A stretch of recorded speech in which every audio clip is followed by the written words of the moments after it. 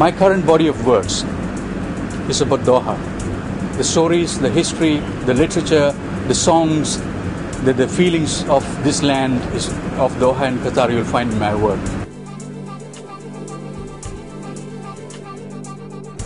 A lot of artists struggle during the initial days, but somehow I didn't go through that pain so much. I guess I was lucky, mainly because I associated myself with good people who could pull the strings and people who would appreciate. I didn't wait to run the rope and go the distance. I actually went and reached out to these people, my friends and people, especially in this country in Doha.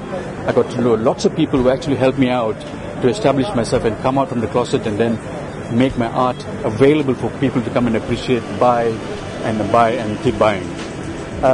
I was fortunate during the days when I was with the Pearl Qatar. The owner, the president of the company, and from him to all of them, they supported my work. I used to paint and they used to be a patron of my art. I was very happy and fortunate, by the way, when Placido Domingo first came to Qatar, where I was part of the steering committee to bring him in. And somebody asked, what can you do? I said, I will paint. And without any doubt, the leader of the gang said, make it a large one. In fact, I made it a large one. I painted a huge portrait of Placido Domingo in 2 colors basically only.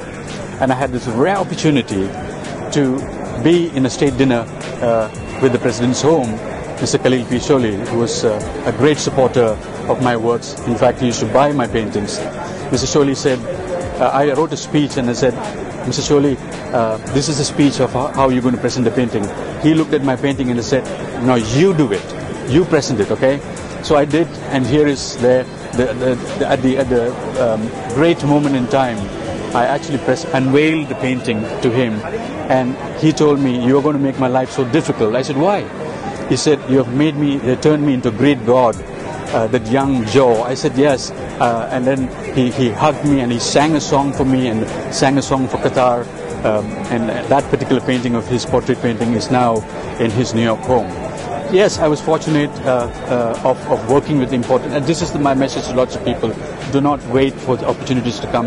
Move forward, go and talk to people and say, listen, this is my art, and I think lots of people will pay attention. Oh, by the way, because you are in Doha, this is a young country, this is things are just beginning to happen, blossoming. You have an opportunity. You should actually come forward and capitalize on the opportunities present in this country.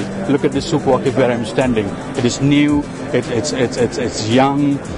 It's possible. Lots of possibilities are there. You need to move forward and then come and present your work. And it is here in Souq Waqif that I had my first solo exhibition at Al-Hosh Gallery by Mr. Ghanem. That was in February this year. I painted their story. I painted clouds, and my story was my painting body of works was called Cloud Dance. And Cloud Dance is about paintings, beautiful clouds which are dancing over architecturally beautiful buildings in this country. So I was actually painting stories related to the Qataris, about their buildings, about their stories, and it was very easy for me to actually reach out to Qataris with their story. So that was an icebreaker. That's the time people came to know about my work. My early days of art, the early days where I discovered that I'm an artist, and I discovered the route that I really wanted to go.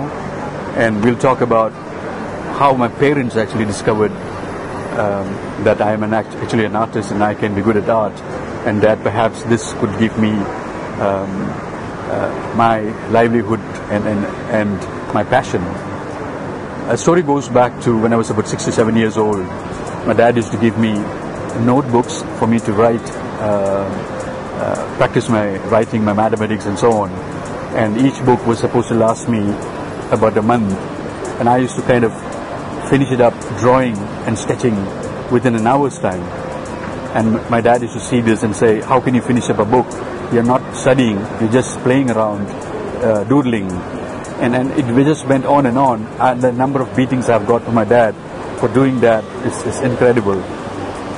But however, one particular day, he saw one of my works in one of the notebooks and asked me, did you do that? At that time I hid it away thinking that I'm going to get another slap from him, rather.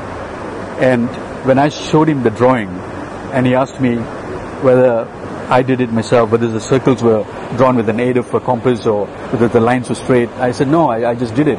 And when that's the time he actually realized that I'm good at drawing.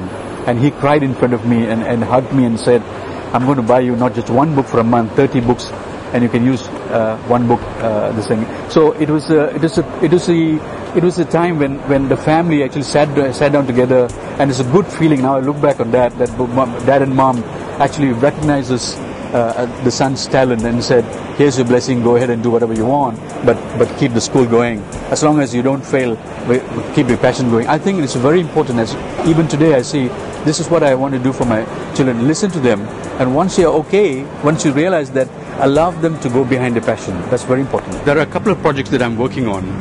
I've got one which is my body of works is, like I mentioned earlier, it's about clouds, and my title is Cloud Dance. They're all acrylics on canvas. I paint beautiful clouds over Qatar, and each of my painting seem to dance over one architecturally beautiful building in this country. There are plenty of beautiful buildings in this country, and I paint them, and I bring forward the stories of history, about architecture, about buildings in this country. So that's the body of work. That is my first exhibition that I had in Qatar. I've got a permanent exhibition happening in one of the malls. The other work that I'm doing is I'm going to be painting, coming up with a coffee table book on beautiful residential buildings in this country. It's going to be a book which is historical references together with narratives, and I'm going to be having on the right side these beautiful buildings in Qatar, in Doha. The difference of this particular book is all of them are painted, but I don't use oil or acrylics. They are all painted in coffee. Why coffee? Because coffee, by the way, the dalla, the coffee cup, is a symbol of hospitality in the Middle East and here in Qatar, and I found the stains of coffee can be actually painted to create beautiful pieces of work, and so that's why my work is there. One of the reasons why I'm still in Qatar, all right, and I want this to lots of people to understand, this country is very receptive and very supportive of non-Arabs as well to come forward and produce work, and especially produce work about them. And that's why I want to be here. I'm very grateful to this country, because my host country has become a home to me. I'm not going back to Malaysia, my home country, any sooner, because there's so much of art, so much of audience, so much of people who are ready to listen to your art, and you can exhibit, you can promote, you can actually tell the stories, and plenty of work to be done.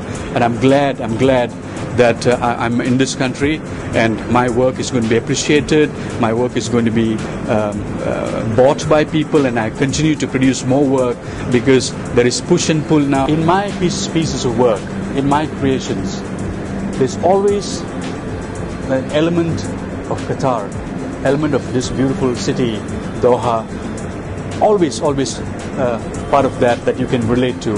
And in all my future works, and the ones which is coming up very soon, you will always find an integral part, an important part of GCC in my work. You're watching Gallureliv.